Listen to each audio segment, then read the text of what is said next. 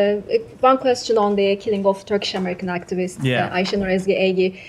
Recent reports dispute Israeli account that she was shot accidentally. Given the what happened with the Shirin Abu Akleh's case, is the U.S. reconsidering its stance on the Israeli narrative on this, and is it still the U.S. position that you are waiting for the results of the Israeli investigation instead of launching a U.S.-led independent investigation as demanded by Ayşenur's family? Yeah, let me say this. We have been briefed on the results of the preliminary investigation by the government of Israel, and they have told us they are conducting a full criminal investigation. We are going to wait to pass any judgments about what steps ought to occur next until we have, in terms of from an investigative standpoint, until we've received the results of that investigation.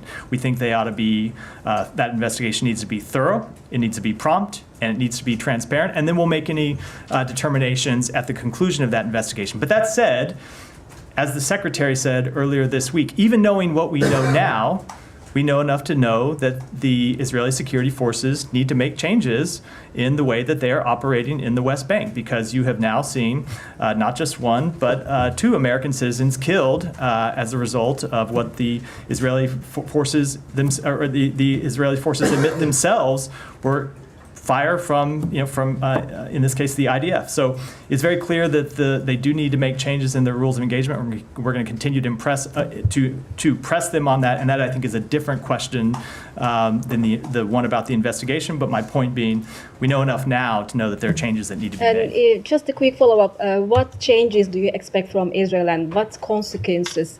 Will there be any consequences for Israel for killing a U.S. citizen? So we want to see changes to the rules of engagement. First of all, with respect to consequences, you do need to wait to see the results of the investigation to know whether there need to be any specific criminal consequences for the individuals involved. It's important that that investigation play out.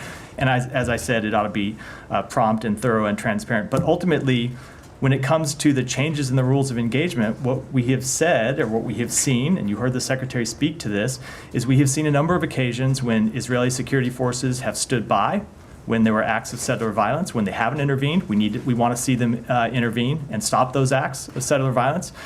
We have seen reports of excessive use of force by Israeli security forces against Palestinians, and now we've seen the death of two American citizens, and we want that to end. And that's why we want to see the changes to the rules of engagement.